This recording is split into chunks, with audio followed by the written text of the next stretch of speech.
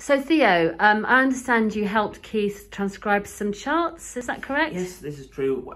Back in 2015, it was in the summertime. So either 2015 or 2016. It was 2016. I went over to Keith and Julie's house in Tortworth, beautiful sort of Victorian, wonderful home in Gloucestershire.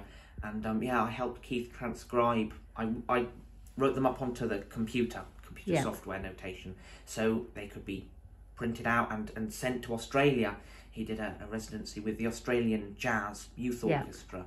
And that was, you know, amazing to kind of work with Keith. And, you know, he'd look back, you know, his beautiful handwritten scores and kind of he'd talk about when he wrote them in the 70s and how, you know, and he had a wonderful attitude to bringing musicians together. And this was so in his scores and he was, in his music, he was so very easygoing, very generous. You know, Keith could be he was a very exacting sort of man. He was quite, in many ways, sort of classical almost in this respect. He was unique. He was very focused. He knew what he wanted, and he was an amazing character. I think everyone who knew Keith, we didn't know anyone else who was like him. He was a force, and he was a legend, and he was a dear friend to so many of us. And so, did you ever play with him in a big band context? I never did. When all the playing I did was with Keith and Julie, either me and Keith together as a duet, or me, Keith and Julie as a trio. So improvising. Always free improv stuff, yeah. So that must have been really interesting to get up close to his music and to really understand how his musical mind worked. Oh yeah, I mean Keith was, you know, Keith and Julie together, but Keith as a you know, and Julie obviously sings amazingly and with the percussion, but you know, Keith playing an instrument. I mean, he had a unique voice on the piano.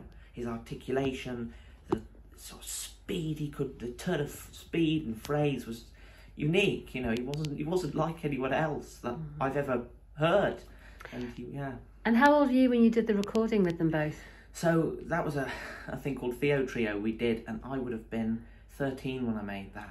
And, you know, looking back on it, you know, I'm not happy with my playing on it now. And, you know, the biggest regret of my life is that I never recorded with them again. I would have loved to have, but it just never happened.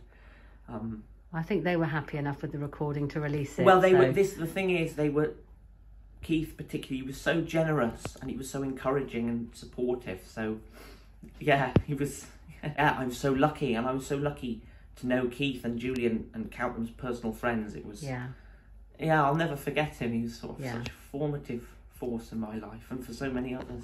Yeah, and his music will live on in his own compositions being replayed and in those that build upon his inspiration. I hope so. I mean, that's, you know, music's my life, and it wouldn't be my life without what Keith gave me and everything. Okay. Thank you very much, Theo. Oh, bless you.